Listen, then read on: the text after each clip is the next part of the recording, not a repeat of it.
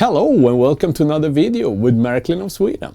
Today it's a special day because it's exactly 5 years since I completed the track work on this layout, meaning the last track was put together and an excess of over 1,000 pieces was assembled in 4 layers.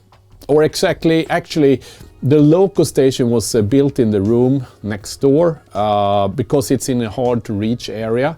So we kind of brought it out. We had to remove the windows to squeeze it out, but then we placed it here.